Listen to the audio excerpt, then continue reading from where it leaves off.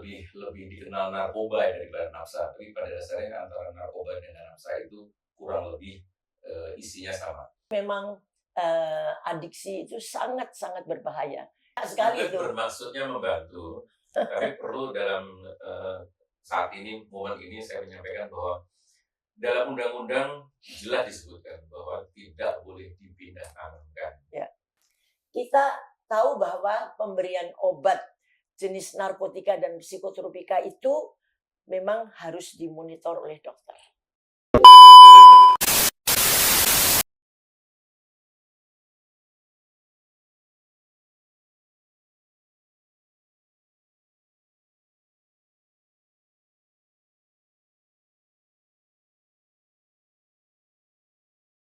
Halo, jumpa lagi dengan Dr. Indrati Suraputra dan ditemani oleh Dr. Danardi Sosro Sumiharjo. Kita melanjutkan topik selanjutnya dari pembicaraan adiksi obat atau adiksi substans, yaitu mengenai pengobatan pasien adiksi. Oke, Dr. Danardi, bagaimana terapi dokter untuk kasus adiksi? Jadi kalau seorang dokter didatangi pasien adiksi, nomor satu bahwa kita harus melakukan pemeriksaan yang seksama. Kita melakukan bahwa pemeriksaan yang teliti, kita bertanya bahwa menggunakan zat apa, kemudian juga apakah zat itu tunggal, apa menggunakan campuran, kemudian sudah menggunakan berapa lama, kemudian apakah melakukannya sendiri atau rame-rame, kemudian apakah ini penggunaan yang pertama atau ini sebenarnya sudah kambuhan, kalau sudah pernah berobat, sudah berobat di mana, dan sebaiknya kita malah mengikuti bahwa kalau pernah pengobatan itu sudah berhasil, kita mungkin menggunakan cara yang kurang lebih sama. Jadi melakukan evaluasi pertama itu menjadi sangat penting.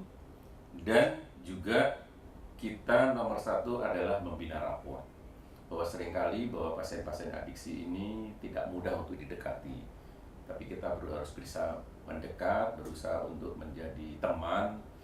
Seringkali bahwa keluarga merasa bahwa dokternya kok membela pasien sih, tapi bahwa itu merupakan trik, itu merupakan cara bahwa nomor satu ketika pasien itu datang, kita mau mendengar, kita mau mengikuti apa yang disampaikan, dan kita percaya, kita mencoba mengikuti apa yang dalam pikiran pasien. Itu menjadi penting sekali. Ya, saya setuju membina raport ini, karena kan nanti kita perlu juga untuk mengetahui mengapa dia memakai. Betul. Ya kan? Ya, jadi yang penting di dalam terapi adiksi ini adalah bagaimana seseorang itu mau datang ke dokter. Mengapa dia bersedia datang ke dokter? Apakah itu kehendak sendiri? Apakah itu karena disuruh orang tuanya? Atau karena dia pasca ditangkap polisi? Tapi oke lah, pada dasarnya apapun penyebabnya, bahwa seseorang ketika sudah mau datang ke dokter, kita harus melihat bahwa ada setitik motivasi, ada setitik bahwa dia punya kemauan untuk menjalani suatu terapi atau ingin mengadukan sesuatu yang dirasakan ketidaknyamanan. Karena bahwa pasien-pasien adiksi ini sangat sering dalam posisi ambivalen, sesuatu posisi di mana saya masih ingin lanjut, tapi kok sudah begini, saya ingin berhenti, tapi kalau berhenti begini. Jadi fase ambivalensi itu harus kita klarifikasi dan dia mau kemana, gitu kira-kira. Gitu ya, karena paling sering itu kambuh kan. Jadi, benar. Jadi misalnya kalau motivasinya harus sedikit, ya dokternya harus tetap bersemangat meskipun hanya mulai dengan sedikit itu. Ya. Karena meskipun motivasinya cukup besar, itu pun bolak-balik kambuh gitu kan. Betul. Atau berhenti di tengah jalan, karena kan pengobatan itu merupakan suatu program ya dokter. Betul. Jadi kalau kita melihat kepustakaan itu, bahwa kasus adiksi adalah chronic relapsing disease. Ya. Jadi dari statement itu saja dokter yang berkecimpung di adiksi itu memang harus banyak menelan pil sabar. Itu Itu benar. kesabarannya itu Bahwa harus kita harus punya luar kesadaran biasa. tinggi, siap untuk dibohongi pasien, siap untuk menerima informasi yang kurang pas. Tapi pada dasarnya kita tetap mendengar, kita tetap mencoba bahwa saya ingin memotivasi pasien itu, kita siap untuk melakukan perubahan agar supaya dia di fase ambivalensi tadi untuk memilih bahwa saya ingin penyembuhan. Artinya kesan bahwa kita mencoba terus mendekati dan pasien percaya sama dokternya bahwa dokternya itu membantu dirinya. Jadi ini perlu suatu program dan pendidikan khusus ya untuk terapi. Iya, perlu kompetensi. Wih, Perlu- Dokter Danardi. Iya. Antara lain saya gitu tau mestinya. Iya, saya gitu. Saya menyampaikan begini bahwa pada dasarnya di pendidikan psikiatri, di prodi psikiatri itu juga dibekali bahwa seorang psikiater itu belajar tentang bagaimana terapi adiksi. Tetapi kalau mau lebih lanjut lagi, ada prodi spesialis Ya. atau SP2 yang menjadi spesialis psikiatri adiksi konsultan. Di situ Ya. tentu akan lebih dilengkapi lagi bahwa bagaimana menghadapi pasien-pasien memang rata-rata sulit dan Betul. bagaimana untuk bisa memotivasi dan membangkitkan terjadinya perubahan. Tetapi bahwa kalau misalnya pasien itu ingin datang ke dokter manapun juga silakan, karena pada dasarnya dokter tentu ingin berusaha mengobati. Dan kalau nanti dokter yang Anda datangi itu merasa tidak pas, tentu dokter itu akan merujuk kepada psikiater atau mungkin merujuk ke psikiater konsultan. Ya. Gitu. Jadi apa ya? Mengapa dalam menjalani terapi adiksi itu sering mengalami kesulitan? Kesulitannya itu gimana tuh? Ya tadi saya sampaikan nomor satu bahwa memang pasien adiksi itu sangat sering relapse satu. Ya. Itu tentu bertanya mengapa kok sering relapse? Iya, jadi itu buat dokternya juga suatu ini sendiri ya, cobaan sendiri itu. Jadi karena satu bahwa pasien itu sering bahwa dok menggunakan ini enak loh dok. Dokter perlu mencoba. Ya, perlu. Ya pasti nggak coba kan? Tentu. Jadi memang zatnya itu bisa membuat euforia. Zatnya itu bisa membuat seperti orang fly melupakan segala keruwetan dunia ini. Itu memang kita harus mengakui, ya seperti itu. Tetapi kita harus menyampaikan bahwa apakah mau begini terus? Apakah seseorang itu hanya dalam mimpi, seseorang itu hanya dalam bentuk seperti dalam keadaan mabuk ya? Tentu kita menyadarkan bahwa Anda saat ini posisi yang sedang menggunakan zat dan itu memabukkan dan Anda lupa semuanya. Tetapi itu sebentar lagi Anda bangun, ibaratnya mimpi, nanti bangun. Ketika bangun, maka masalah itu dihadapkan lagi.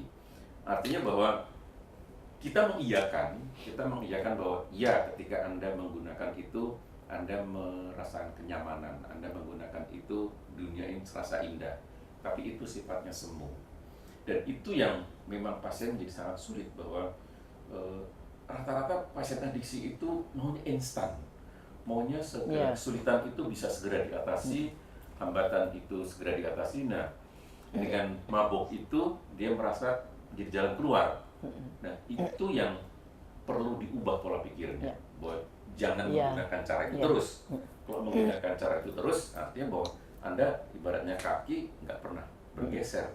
Itu yang makanya bahwa tadi menggunakan chronic relapsing disease. Memang ada kenyamanan, semu ada di situ.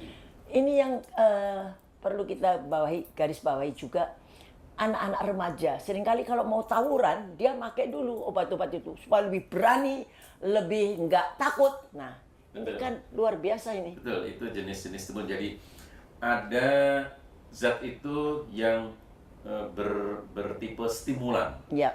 Menjadi berani, menjadi agresif. Yes. Ada zat yang membuat donors, jadi diem, waduh tapi itu sangat nikmat sekali katanya. Ya, ya dong katanya dong. Ya katanya, saya belum pernah gunakan kan. Kemudian yang ketiga yang namanya halusinogenik, itu menjadi seperti mimpi yang indah. Jadi artinya bahwa bisa saja bahwa seseorang itu memang menyukai stimulan, seseorang itu menyukai donors, menjadi terkantuk-kantuk tapi nikmat sekali. Ada yang ingin fly seperti adanya halusinasi. Masing-masing individu barangkali bisa berbeda karakter, berbeda zat yang disukainya. Gitu. Ya, makanya seringkali polisi itu kalau lihat anak-anak tawuran dicari nih obat apa yang dia konsumsi. Ya, biasanya jenis stimulan di situ. Betul, ya. karena mungkin pada keadaan biasa dia nggak berani misalnya pakai kelewang nyabetin orang begitu. Tapi begitu dia pakai obat stimulan, dia nggak peduli lagi itu. Betul, jadi zat-zat itu baik narkotika, psikotropika itu memang bisa mengubah zat-zat neurotransmitter dalam otak seseorang yang tadinya pendiam menjadi beringas, tadinya penakut menjadi pemberani. Tapi untuk itu kalau disalahgunakan terus itu digunakan untuk tindakan yang melanggar aturan, ya tentu itu tidak baik lah. Ya. Jadi juga sopir-sopir yang butuh supaya dia bisa terus alert, nggak ngantuk, itu dia juga biasanya pakai stimulan itu. Ya, saya pernah dapat kasus itu bahwa seorang driver bercerita bahwa, "Dok, saya pingin obat dari dokter yang dihirup dalam sekali 2 kali hirup saja, saya bisa nyetir dari Jakarta sampai Banyuwangi tanpa..." Saya katakan bahwa itu bukan obat, Pak, itu adalah sabu. Ya. Itu bisa membuat Bapak sepertinya terjaga terus-menerus. Tetapi jangan lupa bahwa itu ada konsekuensi. Konsekuensi apa? Konsekuensi nomor 1 adalah yang namanya gangguan visuospasial. Visuospasial itu bahwa jarak 1 meter dikiranya 10 meter. Atau terbalik, jarak 10 meter dikiranya 1 meter. Jadi kalau sebagai seorang pengendara, supir tentu sangat berbahaya. Belum saatnya ngerem, sudah ngerem. Di depannya jembatan, tabrak saja. Jadi artinya bahwa pengguna stimulan itu menjadi sangat berbahaya ketika dia menunggang kemudi. Ini suatu informasi yang sangat-sangat penting. Karena banyak sekali driver-driver itu selalu mencari zat-zat stimulan. Karena ya dituntut untuk bisa melek terus 24 jam karena ada target sampai ke sana jam berapa. Ini harus dipahami bahwa stimulan itu mempunyai side effect yang sangat-sangat berbahaya. Ya. Karena itu bukan berbahaya pada dirinya saja, tapi juga pada kendaraan yang dia kendarain dan untuk orang lain yang ditabrak. Dan orang sekitarnya. Ya. Jadi mungkin kita bisa lihat ya, mengapa orang tertentu menggunakan stimulan, mengapa orang tertentu lebih senang dengan ganja, dengan halusinogen. Karena kalau dengan halusinogen mungkin dia bisa berfantasi, terus dia biasanya tuh orang-orang yang kreatif sering menggunakan yang kayak gini-gini. Betul. Kadang-kadang misalnya seorang musisi itu merasa bahwa kalau menggunakan halusinogen itu menjadi kreatif, menjadi mudah mencipta lagu. Ya, tadi saya katakan bahwa zat-zat narkotika, psikotropika itu memang banyak jenisnya dan bisa menjadi disukai pada orang-orang yang menginginkan profesi tertentu, menginginkan dia menjadi apa, menjadi itu. Jadi sebetulnya orang-orang yang perlu ganja untuk menciptakan, kita harus membantu untuk orang itu lebih percaya diri bahwa tanpa itu sebetulnya dia juga mampu. Ya, seharusnya begitu, bahwa Ya, kita menyampaikan konsekuensinya, bahwa memang mendapatkan sesuatu tapi akan terjadi kerugian di bidang kesehatan yang jauh lebih buruk. Itu harus disadarkan kepada klien-klien kita. Ya. Jadi emang ada nggak sih metode atau trik khusus untuk program terapi adiksi itu? Ya, jadi prinsipnya itu ada teknik namanya MET, itu Motivation Enhanced Therapy. Jadi pada dasarnya seorang terapis di bidang adiksi itu nomor 1 mengevaluasi motivasi seseorang tadi. Nah, ini menurut teori dari Prochaska di Clemente itu ada 5, maaf. Jadi nomor 1 ketika seseorang itu pada stadium prakontemplasi, stadium bulan madu istilahnya. Itu seseorang masih menikmati. Seseorang masih menikmati itu biar bom meledak, gunung meletus tidak akan berpindah. Artinya ketika seseorang kasus adiksi masih di stadium prakontemplasi, nggak ada siapapun bisa mengubah. Nah, berharapnya dia tidak lama masuk di stadium kontemplasi. Kontemplasi itu masuk di ambivalensi bahwa saya menggunakan dapat keuntungan begini, tapi kalau saya menggunakan terus duit saya habis, saya bisa ditangkap polisi. Nah di sini mulai bingung dan biasanya mau untuk mendatangi terapis. Tapi meskipun juga masih kuat sekali bahwa masih menikmati, masih pingin lagi. Nah ini kesempatan terapis bisa masuk ketika dia prakontemplasi masih sangat sulit. Tapi ketika sudah masuk kontemplasi ada kemungkinan. Nah di sini peran dokter bisa masuk di stadium kontemplasi tadi, mencoba menarik, memberi motivasi bahwa ada konsekuensi ketika Anda menggunakan itu, ada konsekuensi buruk yang terjadi. Berharapnya makin kuat dan masuklah di stadium preparasi. Stadium preparasi kita mencoba menyampaikan bahwa terapinya bisa dengan cara A, cara B, cara C. Kalau kemudian menyetujui cara A, cara B, cara C, kemudian pada action. Pada pola action, maka terapi itu dijalankan dalam suatu program. Dan kalau nanti gejala-gejala reda, di nomor satu bahwa apakah dia stadium intoksikasi, tentu harus dihabiskan. Nah itu ada yang perlu 2 hari, ada yang perlu 3 hari, ada yang perlu 5 hari, 7 hari. Setelah intoksikasi selesai, maka dia sambil menterapi withdrawalnya, maka dia akan masuk di maintenance atau stadium rumatan. Jadi kalau kita bisa masuk di stadium 2, 3, 4, 5, maka program terapi itu bisa dijalankan. Tapi tadi bahwa ketika sesudah seseorang itu mulai termotivasi, maka ada suatu teknik terapi namanya motivational interviewing. Bahwa seseorang terapis adiksi itu dibekali modal kemampuan teknik motivational interviewing tadi, bahwa pada prinsipnya bahwa teknik engaging. Jadi seseorang itu mampu membuat relationship yang baik. Kemudian bisa menyampaikan bahwa Anda itu dalam suatu konsekuensi dan bisa membangkitkan emosi. Memberikan motivasi, maaf. Kemudian kalau bisa memberikan motivasi, sama-sama membuat planning. Ayo mau apa? Saya punya cara A, punya cara B, punya cara C. Mau rawat jalan, mau rawat inap, atau langsung masuk terapi rehabilitasi, silakan. Jadi prinsipnya di situ bahwa pasien diberi pilihan, pasien boleh memilih, pasien merasa bahwa yang pas mana. Kalau pasien bahwa ini kok nggak bisa dok, ya ini nggak bisa, artinya dia masih reject bahwa rasanya motivasinya perlu dibangkitkan lagi. Jadi kita menyampaikan kepada pasien bahwa banyak jalan, banyak cara, mana yang kamu pilih. Kira-kira begitu mengarahkannya. Satu hal yang selalu dikeluhkan pasien, meskipun dia sudah menjalani terapi lengkap, craving-nya itu. Betul. Jadi itu juga harus disampaikan bahwa ketika tadi bahwa stadium intoksikasi bisa dilewati, withdrawal gejala putus asa bisa bisa dilewati, rumatan juga bisa dijalani. Tapi craving-nya itu sangat kuat. Craving tiap individu bisa berbeda. Nah itu yang harus diberikan penguatan pada pasien bahwa ketika dirimu muncul craving, apa yang harus kamu lakukan? Kalau kamu craving dan kamu balik lagi ke intoksikasi, itu yang terjadi. Tapi kalau kamu craving, apakah kamu menelpon konsulen, atau menelpon dokternya, atau malah kemudian masuk rumah sakit, artinya bahwa dia mau memilih yang mana. Ketika craving, apakah menggunakan lagi, atau craving meminta pertolongan. Atau ada juga obat-obatan, terutama kalau yang opioid, itu ada obat yang bisa mengurangi craving. Tapi kalau untuk jenis stimulan, belum ada saat ini. Penting sekali itu craving. Ya, craving. Ada craving management istilahnya. Ya. Ada ya. Ya.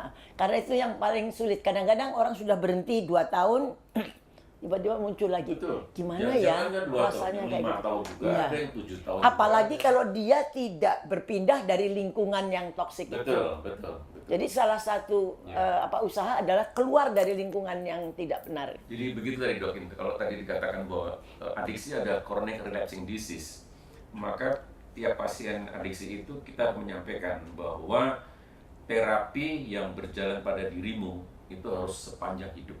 Ya. Meskipun bahwa setiap tahun makin ringan, tapi bahwa ancaman selalu ada. Karena seseorang yang belum pernah adiksi saja bisa jatuh, apalagi pada seseorang yang pernah jatuh berkali-kali lagi, maka ancaman itu akan selalu datang. Artinya bahwa craving itu menjadi kecanduan atau pingin pengen lagi itu memang terus ada di dalam tubuh seseorang, di dalam pikiran seseorang, maka itu harus di manage dengan sebaik-baiknya. Kita tahu ada satu screening untuk narkotik ya. Tes urin ya? Ya, ada tes urin, apa Oh yang iya. lain. Jadi memang saat ini tersedia ada yang 3 in 1, ada 4 in 1. Jadi tes screening itu sebenarnya tes yang awal. Jadi memang bisa dengan cara cepat dalam waktu relatif pendek kita bisa mengetahui bahwa seseorang itu di dalam urinnya apakah positif opioid, positif methamfetamin, amfetamin, bisa positif kokain, bisa positif benzodiazepin. Itu cara screening yang cepat. Memang akurasinya tidak 100%, akurasinya sekitar 70%, tapi ini bisa sebagai petunjuk awal bahwa seseorang tidak bisa mengelak lagi bahwa di dalam tubuhnya ada methamfetamin, ada amfetamin. Tetapi bahwa perlu kemudian di dalam laboratorium untuk masuk lebih jauh lagi yang namanya GCMS. GCMS itu gas chromatografi mass spectrometry, artinya bahwa dengan alat itu bisa kemudian diketahui bahwa zat apa yang ada di situ dan berapa kadarnya dalam tubuh itu. Artinya di situ lebih pasti lagi bisa mengatakan zatnya apa dan jumlahnya berapa. Tentu itu biasanya kita gunakan kalau untuk kasus-kasus yang memang sudah masuk di masalah hukum, itu perlu seperti itu. So, kadang-kadang tes urin negatif belum tentu orang ini nggak pengguna gitu kan? Iya, jadi tes urin itu ada keterbatasannya masalah waktu. Katakanlah misalnya kanabis, ganja, itu seringkali di hari ketiga, hari keempat sudah negatif. Psikotropika itu hari kelima, hari keenam kadang sudah negatif. Kalau opioid barangkali sampai hari ketujuh kadang masih positif. Jadi artinya bahwa tes urin itu banyak sekali keterbatasannya. Dan betul tadi, bisa memberikan false positif, bisa memberikan false negatif. Seringkali bahwa kasus-kasus yang sebenarnya bahwa dia ini sebenarnya minum obat batuk yang ada kodeinnya, itu opioidnya positif. Tapi bahwa karena di situ razia heroin, maka dia menjadi tertangkap. Tapi kemudian kalau bisa dengan GCMS tadi bisa diketahui bahwa opioid yang di sini adalah kodein, dan itu bisa dibuktikan bahwa karena dia memang penderita batuk, penderita asma yang memang harus minum kodein dari dokter. Artinya bahwa dia bisa membuktikan bahwa dari screening urin opioid positif tadi bukan morfin, bukan heroin. Jadi seberapa penting ya surat keterangan bebas narkotik itu? Nah, itu yang seringkali kami sendiri dari teman-teman di psikiatri adiksi sendiri menyatakan bahwa manfaatnya sebenarnya tidak banyak kalau dikatakan. Kalau surat keterangan bebas narkoba ini hanya diperkirakan sebagai prasyarat, katakanlah seseorang mau mendapatkan mahasiswa atau untuk di pegawai tertentu, pada hari itu diperiksa dan dinyatakan negatif, artinya kita mengatakan bahwa hari itu memang dari urin tidak mengandung zat psikotropika narkotika. Mungkin juga bisa mundur 2-3 hari sampai katakanlah sampai 5 hari. Itu memang bisa sebagai prasyarat bahwa hari ini kondisi seseorang itu di urinnya tidak mengandung zat narkotika psikotropika. Tapi kalau seseorang mau meminta surat keterangan bebas narkoba itu sebaiknya juga sebagai dokter itu secara komprehensif lengkap. Jadi bukan hanya berdasarkan tes screening urin saja, tapi sebaiknya juga melakukan pemeriksaan klinis. Pemeriksaan klinis apa? Katakanlah misalnya bahwa apakah memang tidak ada intoksikasi, stadium intoksikasi. Tentu kita sebagai dokter perlu paham bahwa kalau intoksikasi heroin itu bagaimana, intoksikasi ganja seperti apa, atau juga tidak dalam stadium withdrawal. Atau kalau zaman dulu ketika masih maraknya pengguna jarum suntik ya, itu, bekas-bekas, bahwa kita bisa melihat terutama di lengan atau mungkin juga di kaki, needle track, ada tanda-tanda di mana seseorang itu pupilnya juga ya beda. bisa kalau dalam stadium intoksikasi maka pengguna heroin itu terjadi pinpoint pupil, pupilnya menjadi satu titik. Artinya bahwa ketika kita sebagai dokter diminta untuk membuat surat keterangan bebas narkoba, janganlah hanya melihat dari screening urin saja. Ya. Cobalah untuk coba bertanya, memeriksa kepada kliennya bahwa apakah tanda-tanda fisiknya, tapi tanda intoksikasi atau withdrawal tidak ada.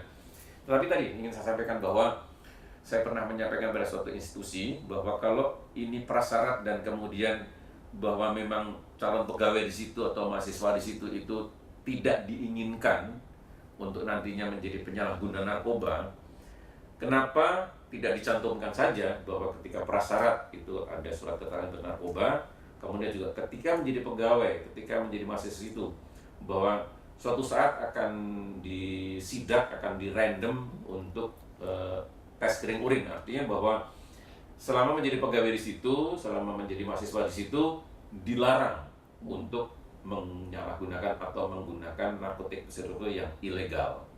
Saya seperti contoh di penerbangan, apakah kru itu, apakah juga pilot, apakah pramugari, apakah itu bahwa Sidak ya. ada disidak itu, bahwa suatu saat disidak bahwa seseorang tidak boleh menggunakan narkotika psikotropika ilegal, apalagi ilegal. Itu keras itu, bahwa di dunia penerbangan kalau sampai tertangkap seperti itu maka 2 tahun grounded. Dan bukan hanya masalah groundednya saja, bahwa itu merusak citra maskapai. Dan sangat sering bahwa ketika seseorang bukan hanya dihukum 2 tahun, rata-rata maskapai manapun nggak mau menerima lagi. Jadi artinya bahwa kita jangan hanya bertumbuh pada SKBN saja, tapi bahwa institusi manapun mencantumkan bahwa tidak menerima atau tidak bisa menerima pegawai yang menyalahgunakan narkotika psikotropika. Kalau itu tulis, maka ketika dia menyalahgunakan, maka punya ketentuan untuk menghentikan. Memang ada satu film yang terkenal sekali yang main siapa lupa saya, Denzel Washington atau gimana. Dia pilot, jadi tidak benar itu kan. Dia pilot yang menggunakan alkohol. Kemudian pesawatnya terjun bebas. Iya, memang alkohol ini seringkali karena barangnya legal ya. Tetapi bahwa jangan lupa bahwa kalau untuk pilot sendiri, untuk penerbangan kebetulan saya tahu bahwa ada ketentuan bahwa sekian jam sebelum terbang tidak boleh konsumsi alkohol. Artinya bahwa maskapai juga tahu atau asosiasi pilot itu juga tahu bahwa alkohol bisa membuat alertness terganggu, bisa membuat kesadaran terganggu. Artinya bahwa meskipun diizinkan mengkonsumsi, tapi bahwa harus punya jarak yang cukup ketika sudah masa kerja dari alkohol itu selesai. Artinya bahwa keselamatan menjadi penting, bahwa pilot itu juga harus sadar bahwa ada bahayanya, ada nanti kesadaran yang terganggu apabila dalam jarak waktu yang dekat itu masih minum. Saya agak lupa persis apakah 10 jam atau berapa. Jadi prinsipnya bahwa semua pilot tahu itu, bahwa aturannya bahwa katakanlah kalau benar kasih 10 jam ya, bahwa 10 jam sebelum terbang maka tidak boleh mengkonsumsi alkohol. Ya. Itu yang cerita yang difilmkan itu kecelakaannya terjadi pada waktu pendaratan. Jadi kan dia harus fokus ya. Betul. Jadi alertness-nya terganggu. Iya. Oke, jadi dari pembicaraan tadi kita bisa memberikan beberapa kesimpulan bahwa terapi kasus adiksi sering tidak mudah, tapi bukan berarti tidak bisa. Jadi banyak contoh kasus yang sembuh dan pulih. Oleh karena itu kita harus tetap optimis bahwa terapi adiksi pasti bisa. Terima kasih sudah menyaksikan tayangan mengenai adiksi substans. Mudah-mudahan akan bermanfaat dan bisa untuk yang pengguna adiksi bisa menjadi motivasi untuk kembali ke jalan yang benar. Terima kasih.